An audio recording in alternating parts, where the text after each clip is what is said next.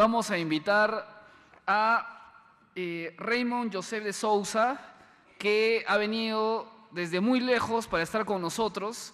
Él subió rápido, pero igual lo voy a presentar. Está ávido de conversar con ustedes. Él es fundador y director de Comunicaciones San Gabriel y es anfitrión de la cadena mundial católica EWTN, conocida por muchos de ustedes, y es director del programa de Vida Humana Internacional para los países de habla portuguesa. Lo recibimos con un fuerte aplauso.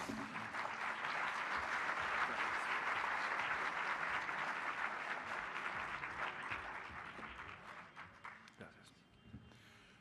Buenas noches para todos. Para mí un placer muy grande de estar aquí con ustedes. Si mezclo palabras en inglés y portugués, por favor, disculpen. Ese tema que quiero hablar, la descristianización del Occidente. Pero antes quiero contar algo.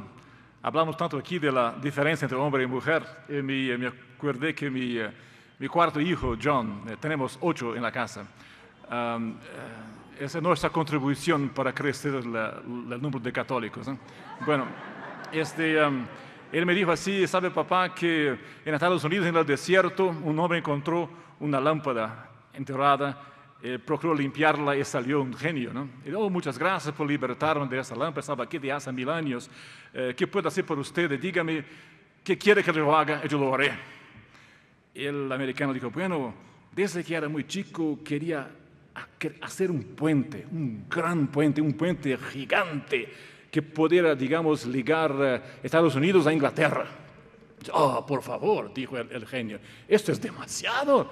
Yo voy a tener que sacar toda la cordillera de los Andes para hacer este puente. Pídame algo un poco más fácil, por favor. Él está bien, yo sé, es un sueño loco de niño. Algo más concreto, más práctico por mi casa, por mi matrimonio. Señor genio, ayúdeme a comprender a mi mujer. El genio paró, pensó y dijo: ¿este puente de qué color quiere que yo lo haga?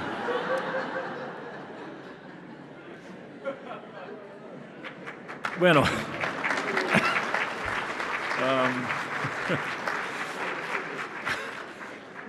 cuando el cardenal Ratzinger fue electo papa, durante la misa del conclave, él hizo una declaración muy importante. Él habló de la dictadura del relativismo en nuestros días. Parece a primera vista una contradicción en términos. Cuando se dice una dictadura, se habla de un grupo de personas o una persona que impone su voluntad sobre los otros. Cuando se dice relativismo, es lo contrario. Cada uno piensa lo que quiere, hace lo que quiere, cree en lo que quiere. Pero en la mentalidad del cardenal, hoy, el Santo Padre, hoy en día esto es la realidad. Hemos visto aquí en las 2 presentaciones, hay una dictadura, esa idea de que todo debe ser relativo según la opinión de cada persona.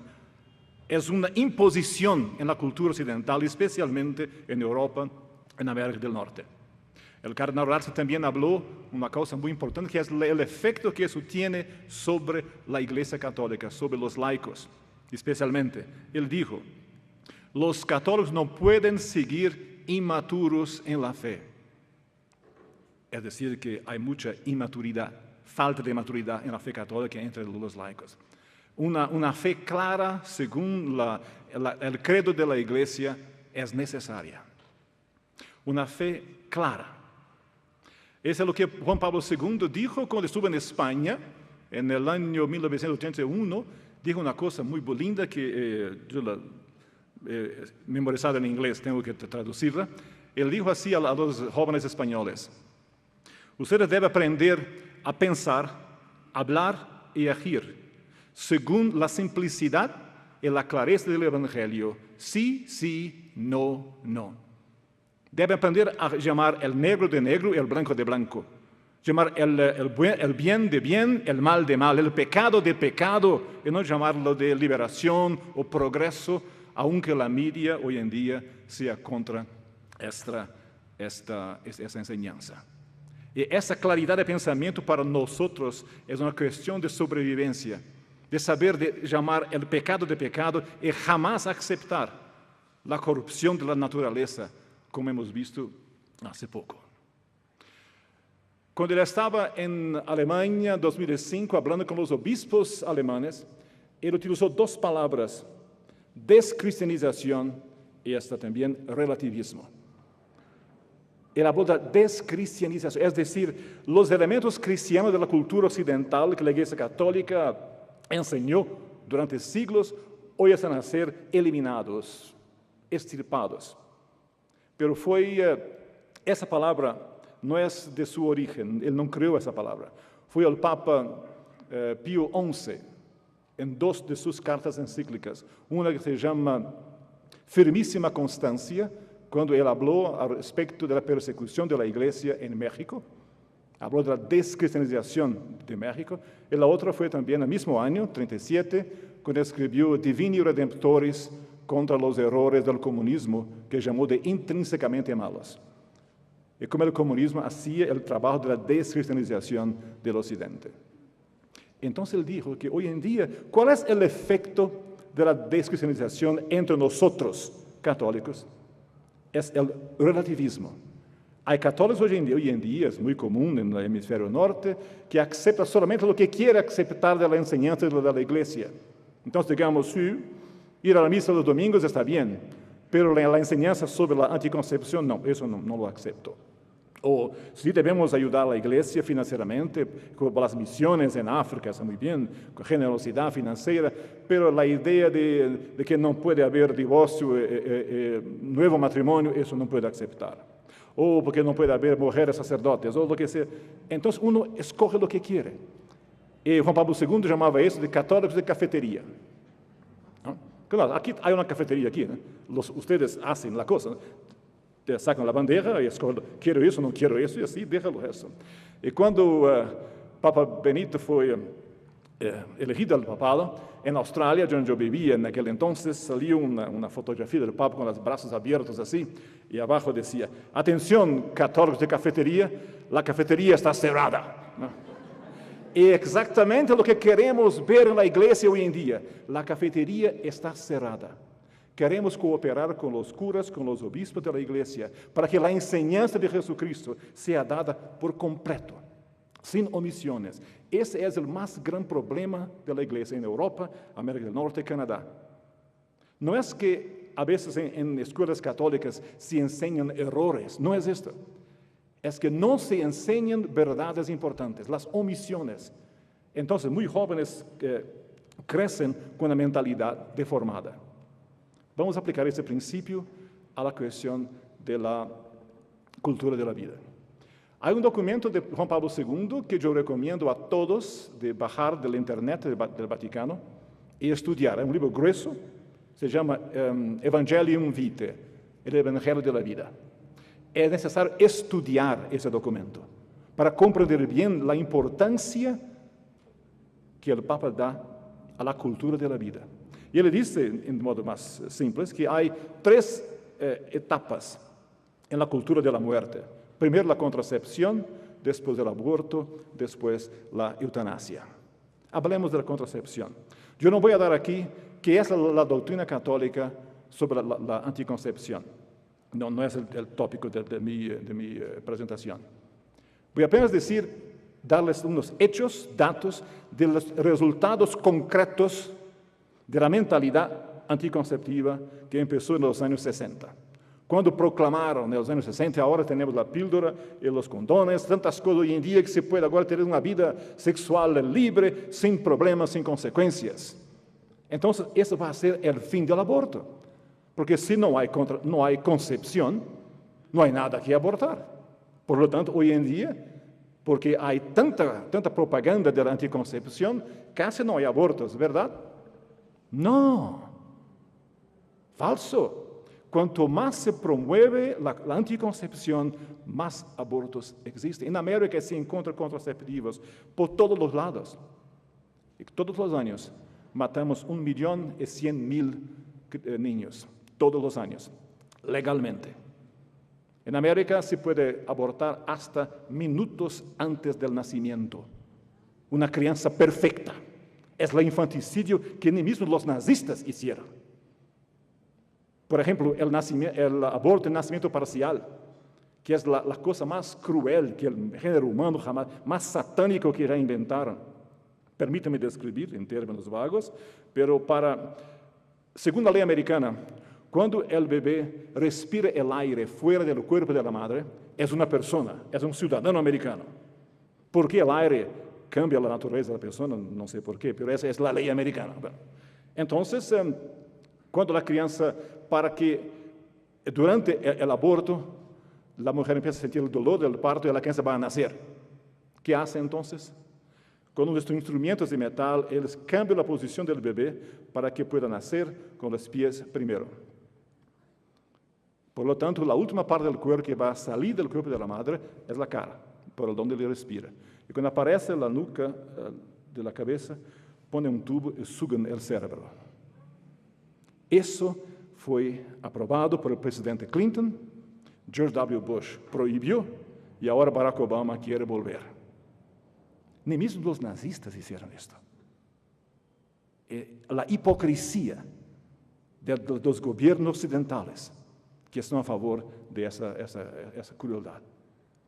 Bueno, resultado de la anticoncepción es que en Europa y ahora en Canadá y empezando en Estados Unidos, todos los años muere más gente que nacen. ¿Qué pasa entonces? Para mantener aquel estilo de vida alto de Europa, es preciso gente para trabajar y pagar impuestos. ¿Qué hacemos entonces?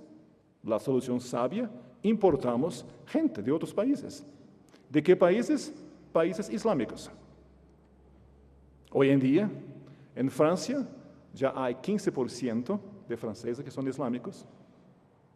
Y es una yihad silenciosa.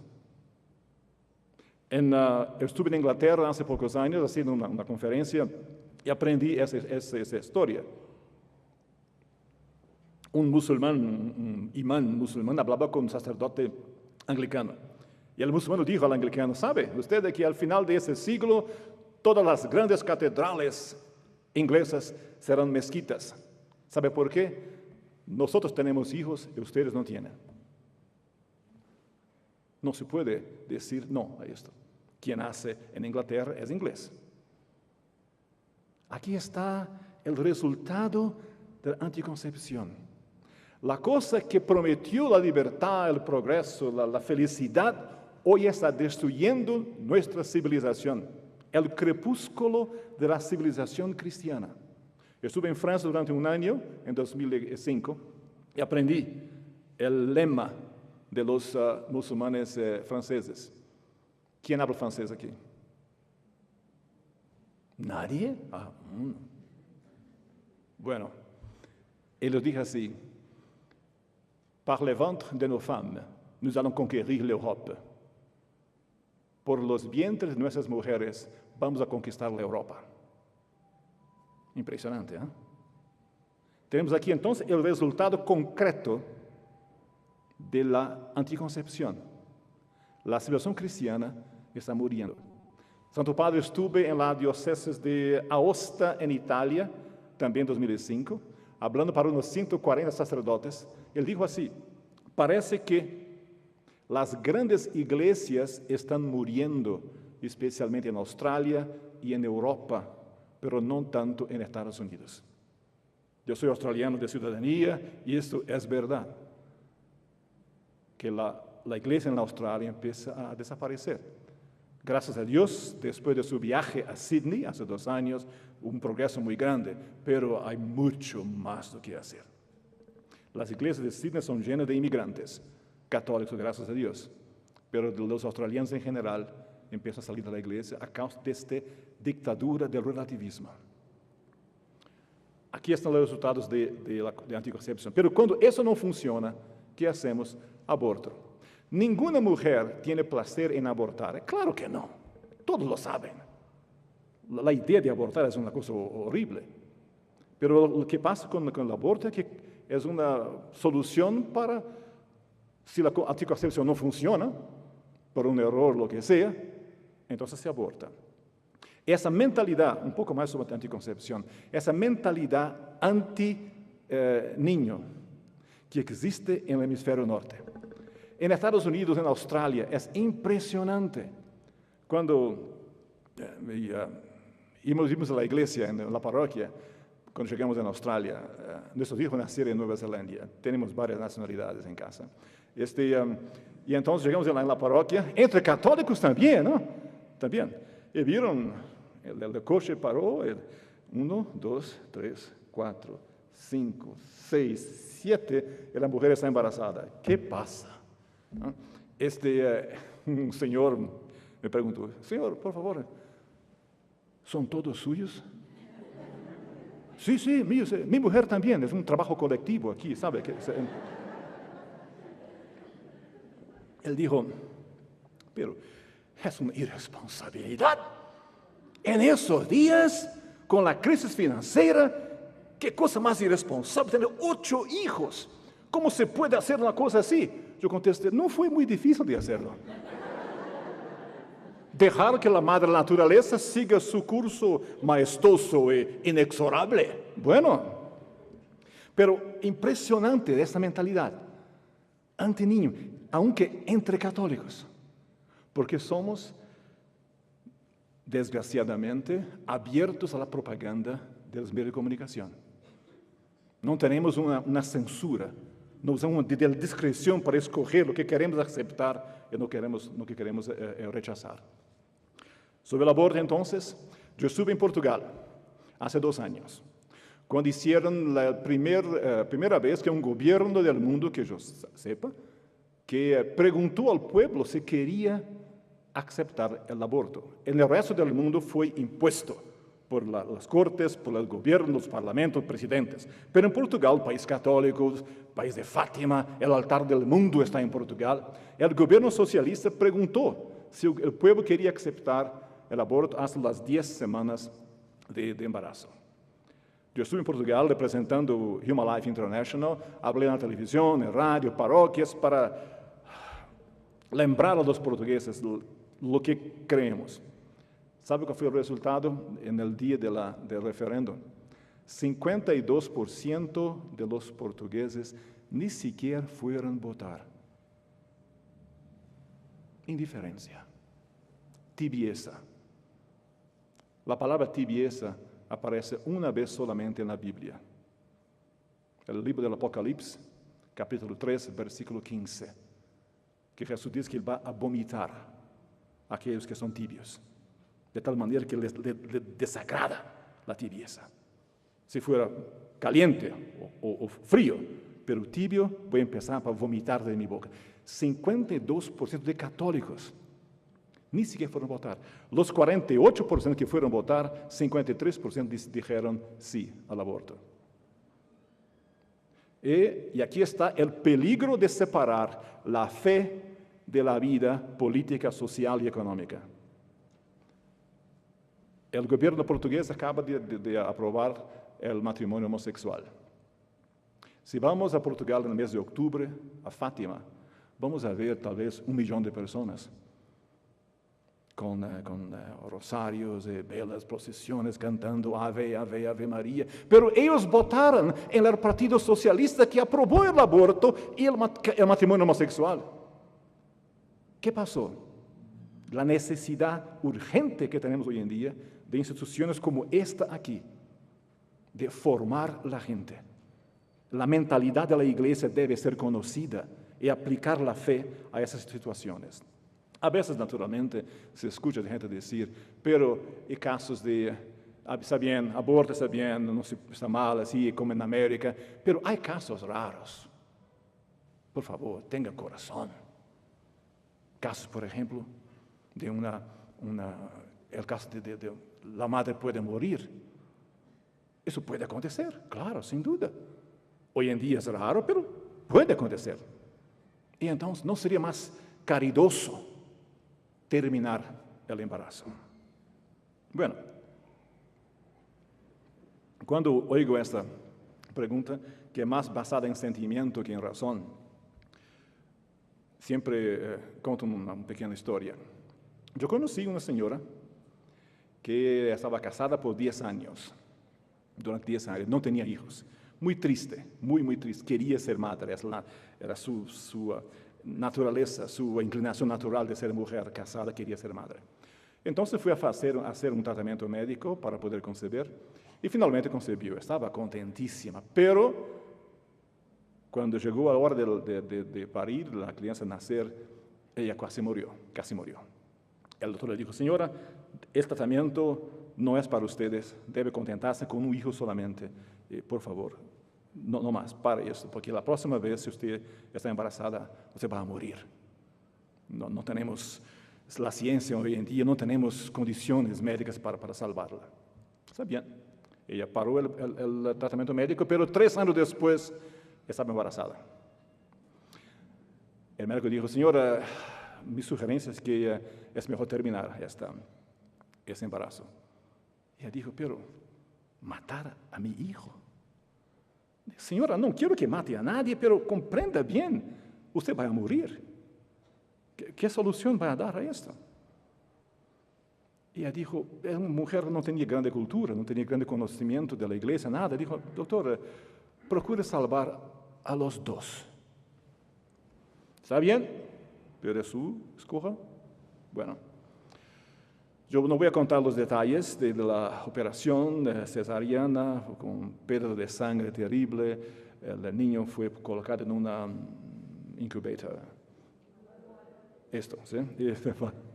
Ella pasó casi 3 días con el vientre abierto entre la vida y la muerte. Fue una tragedia terrible, pero gracias a Dios sobrevivió. Ella vivió. Vivió muy contenta de agradecer a Dios por no haber caído en la tentación de que los fines justifican a los medios.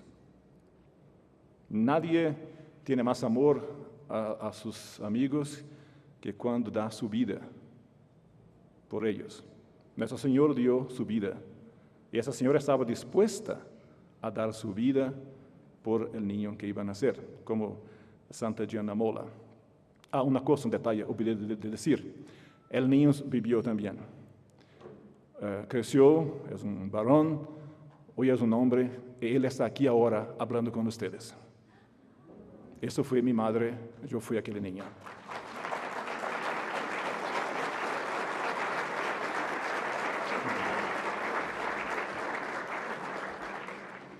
Mi madre está muerta, se fue a su recompensa eterna, pero para mí es siempre una alegría poder contar esta historia, de que los fines no pueden jamás justificar a los medios.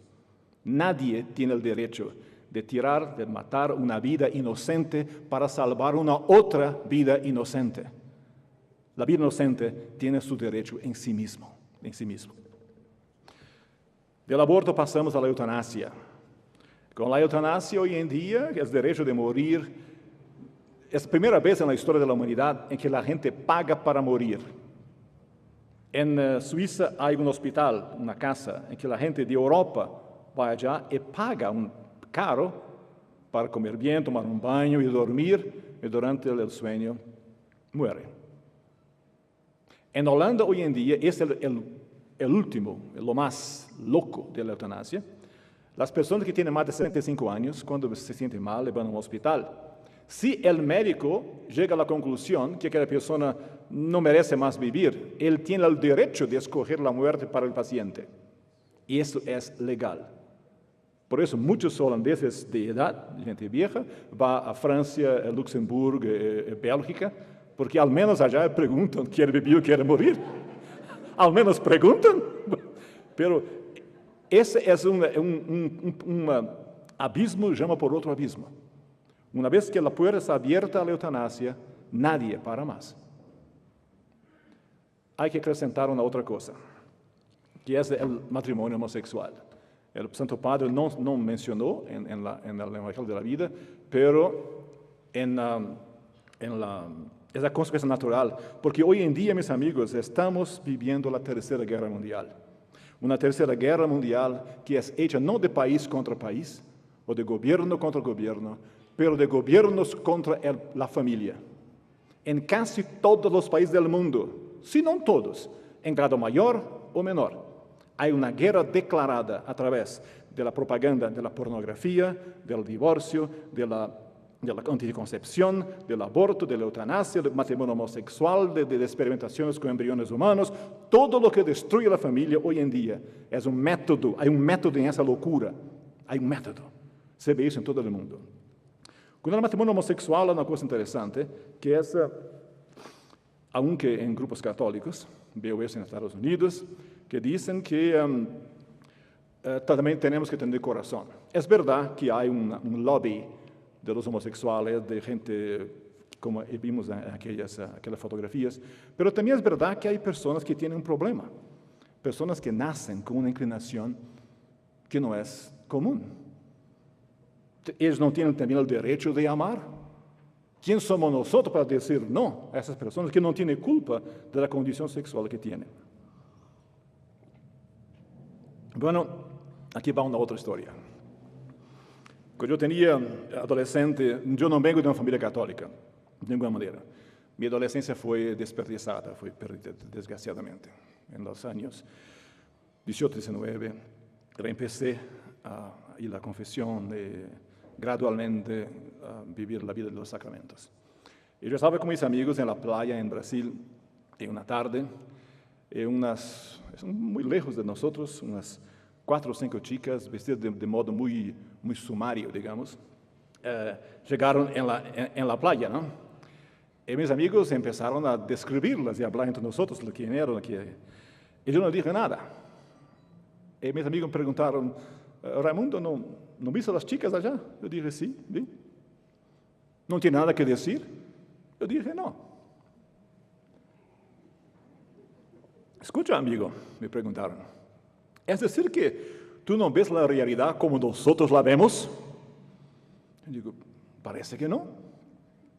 Bueno, creo que debes ver a un médico. Digo, perfecto. Entonces me fui a ver a un médico, una doctora. Él dijo, sí, de facto, Raimundo, tú nació con una condición en tu vida, en tu cuerpo, que no permite que tú veas la realidad como tus amigos la ven.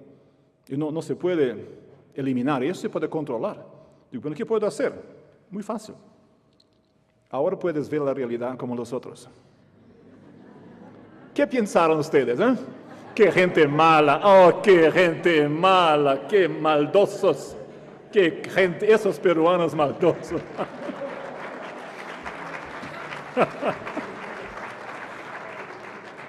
Mire, hay gente que nace con problemas. Yo tengo miopía. Aquellos que son más lejanos para mí no veo las caras. Hay personas que nacen con diabetes, o nacen son sordos, o nacen con problemas.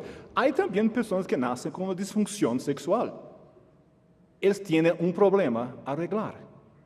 Hay hoy en día apostolados de médicos y católicos que ayudan a personas con esos problemas a poner su vida en orden. Si pueden arreglar, está bien. Si no, deben vivir una vida de castidad. Que esta es la enseñanza de la iglesia hoy en día más olvidada. Y si cuando yo recibí la ayuda para poder ver la realidad, al mismo tiempo tenía que sacarlo para poder mantener el estado de gracia. Sí, claro, la naturaleza humana es naturaleza humana. Dios creó al hombre y la mujer con atracciones. Sí, hay personas que están vestidas de una manera que no tienen pudor. Este es un problema que tenemos hoy en día en la iglesia. No sé cómo está aquí en el Perú, pero en América del Norte hay un silencio completo sobre la virtud del pudor. No se habla. El pudor femenino y el pudor masculino también. No se habla. Ahora, como somos gente normales con hormonas, es natural que la sexualización de la sociedad, la erotización de la sociedad va creciendo más y más. Entonces, ¿qué tenemos aquí? La cultura de la muerte. Primero, la anticoncepción que lleva al aborto, que lleva a eutanasia, después finalmente al matrimonio homosexual. ¿Hay solución? Sí hay. Hemos visto excelentes soluciones hace poco que vino de España. En Estados Unidos tenemos un programa que llamamos la Contrarrevolución Católica. Como hubo una reforma y la contrarreforma, esta es una revolución de descristianización. Procuramos promover una contrarrevolución católica. ¿Qué es decir esto? 3 elementos. Primero, la oración. Segundo, el estudio. Tercero, la acción. Oración, estudio y acción. Hay 3 oraciones que recomendamos. Primera, tenemos que redescubrir la presencia real de Jesucristo en la Eucaristía. En la cultura occidental, en los países anglosajones especialmente, la Eucaristía es considerada, en lo más común de las situaciones, como siendo una cosa sagrada. Pero no es una cosa sagrada. Lo que tenemos en la Eucaristía, en la hostia consagrada, es una persona divina que está presente, a la cual queremos adorar de rodillas. En la manera casual, generalizada de hoy en día, de recibir la Eucaristía en la mano, así que se va como si fuera una cosa de menor importancia. ¡Cuidado! Una otra historia. Hay unas cuantas interesantes. Yo viví en el Sudáfrica. ¿Cuánto tiempo tengo? Un poco más. Bueno, viví en el Sudáfrica. En la Catedral de Sudáfrica, para darles una idea de eso, la gente fue a la comunión y una señorita estaba delante de mí con las manos fue a recibir la comunión. Y en vez de tomar la hostia y ponerla en la boca, ella cerró la mano así, pero no la comió, no puso en la boca. Y el cura dijo, señor, usted, por favor, quiere consumir ahora, por favor. Yo iba a hacerlo en la pew, exacto. Y dije, por favor, consuma ahora. Yo me pregunté, ¿ella quería robar la hostia? Y si quería, ¿por qué? Y la curiosidad fue impresionante, tenía que saber.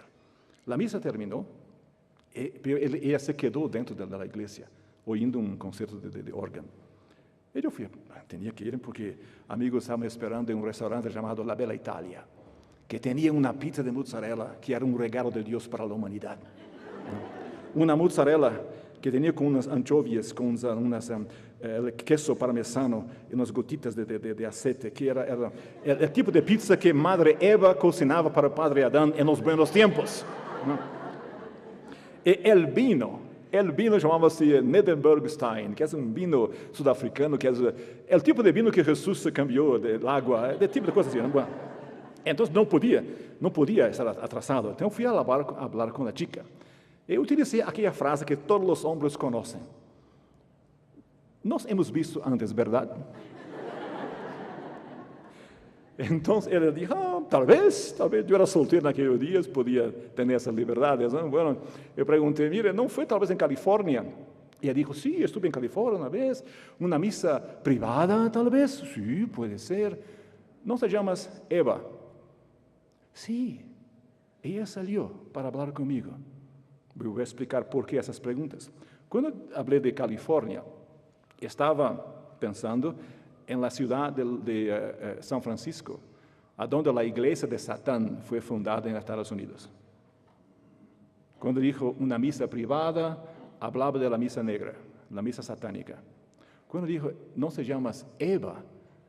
Ella dijo, sí, porque en el culto satánico, según estudios que he hecho, las mujeres se llaman Eva, porque Eva fue la primera mujer a tener aquel intercurso con el demonio.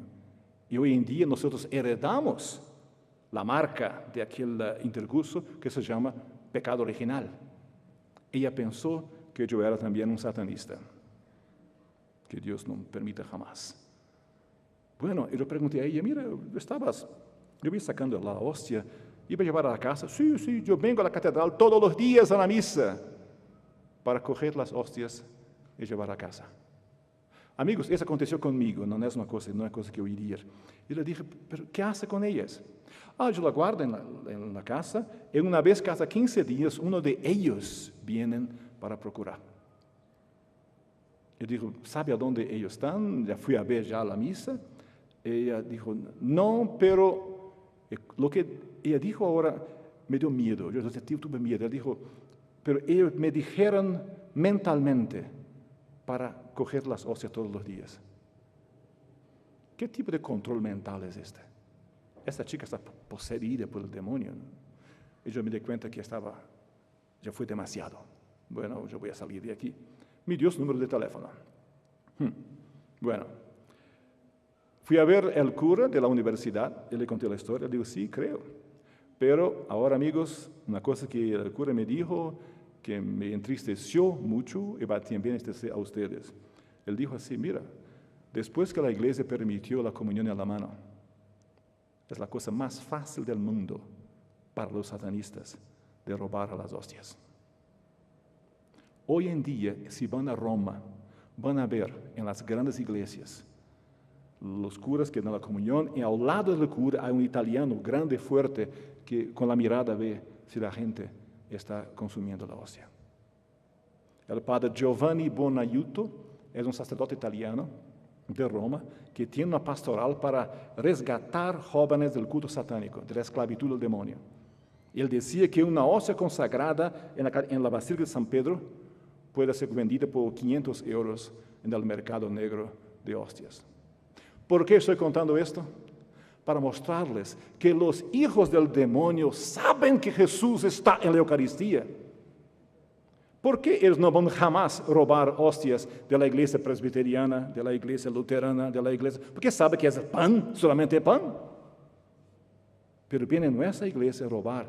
Ellos creen, saben que Jesús, una persona divina, está en la Eucaristía. Entonces, para nosotros hacer frente a esa lucha, hacer frente a esa descristianización, tenemos que recristianizar nuestra cultura, empezando por nosotros mismos. Y redescubrir, es decir, como San Tomás dijo, mi Dios y mi Señor.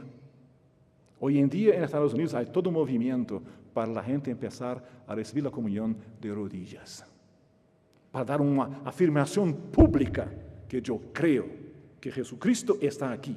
Si quiero conocer el Hijo de la Virgen María, no tengo que ir a Roma o a Jerusalén. Aquí, en la capilla de esta universidad, se encuentra la misma persona que fue concebida en Nazaret, que nació en Betlehem, que murió en Jerusalén. La misma persona. La última frase de la primera presentación fue el poder de la oración. La oración concretamente delante a Jesucristo que está aquí ya con nosotros. Segunda oración, segunda devoción, es la devoción a San Miguel Arcángel.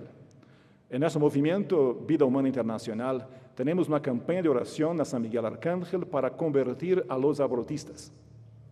Y la oración que rezamos es San Miguel Arcángel, defiéndonos en el combate contra el demonio, así, que el Papa León XIII. He traído de América unos 2000 de esas oraciones, pero mi maleta se perdió en Miami, entonces no lo tengo aquí. Pero espero tal vez mañana o después voy a tener que dejar con Rodolfo. Se da cuenta que lo que estamos viendo hoy en día en la campaña contra la familia es una obra satánica. No es solamente de gente mala, de gente que quiere ganar dinero con el aborto, no. Es un trabajo de Satanás para destruir la imagen de Jesucristo en el mundo, que es la Iglesia Católica. La tercera, la segunda en realidad, el rosario que Nuestra Señora pide tantas veces en Fátima, en Lourdes. El rosario meditado.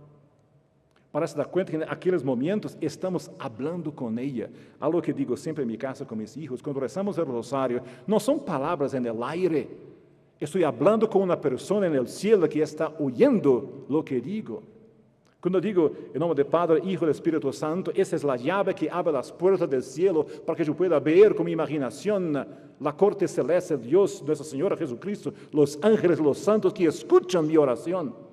Vivir en la presencia de Dios. Para traer gracias para nosotros, para nuestra sobrevivencia y también para poder invitar a otros más y más en ese país, en América Latina, en el mundo. Porque yo creo, en verdad, que el continente de esperanza es América Latina, no es Europa o América del Norte, es aquí. Yo creo que el viento que va a reinvigorar la iglesia va a salir de aquí. Entonces, amigos, la responsabilidad, si esto es verdad, la responsabilidad que ustedes tienen es enorme, porque Europa, en su gran mayoría, apostató. Canadá apostató. Estados Unidos en gran medida también. La apostasía es generalizada. Pero América Latina tiene una tradición católica que está enraizada en la gente. Oración, estudio, acción. ¿Qué acción? Es necesario, aquí el aborto es todavía ilegal, pero hay una maledicción en el aborto.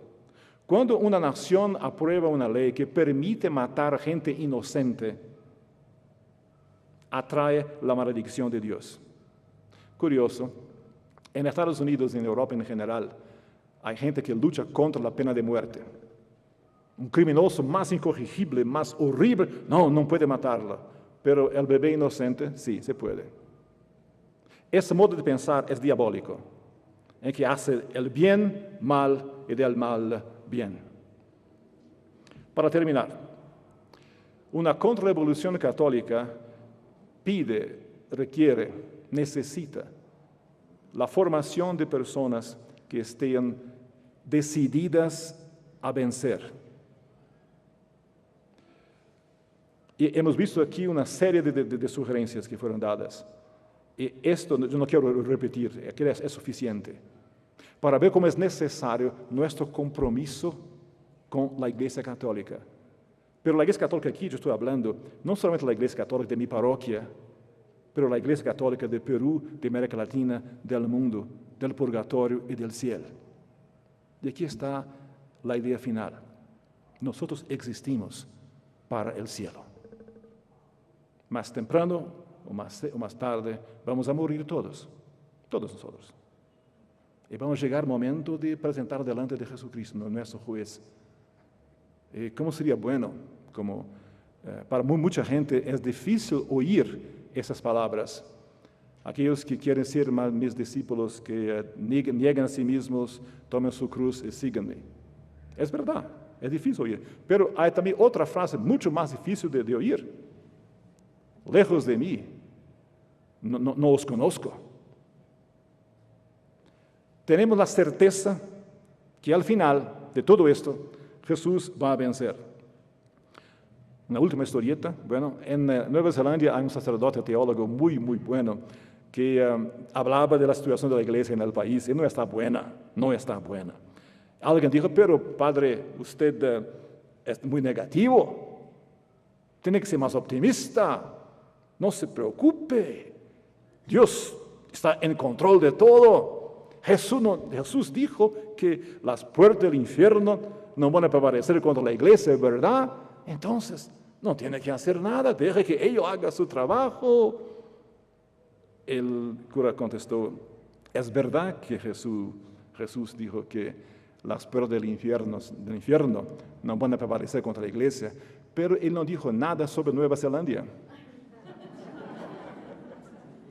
Tampoco dijo nada sobre España o Italia o Perú. La iglesia va a existir siempre. Y aquí está una frase que duele a veces comprender. Tenemos la certeza que nuestro Señor va a vencer. Como Nuestra Señora prometió en Fátima, al fin mi Inmaculado Corazón triunfará. Ellos van a vencer, sea con nosotros o no sin nosotros, contra nosotros. Quien no está conmigo está contra mí, no está sin mí. Y aquí está la tentación del católico, de no ser ni con él ni contra él, y esperar que en el aspecto del limbo vamos a ser parte de la victoria final. No, quien no está conmigo está contra mí. Es como sería lindo poder oír de Jesucristo, nos recibir en el cielo, cosa que a veces hablamos muy poco. Comprender la naturaleza del cielo, ver el esplendor de la Trinidad Santísima, la divina belleza de Dios que va a nos encantar por toda la eternidad. Los sacrificios de aquí son pocos, son casi nada en comparación con la recompensa demasiadamente grande. Esperamos entonces que por la comunión de los santos podamos trabajar juntos por la oración, por el estudio y por la acción. Para el fin podemos ver la victoria de la Santa Madre Iglesia y de la civilización cristiana. Muchas gracias, que le vaya bien.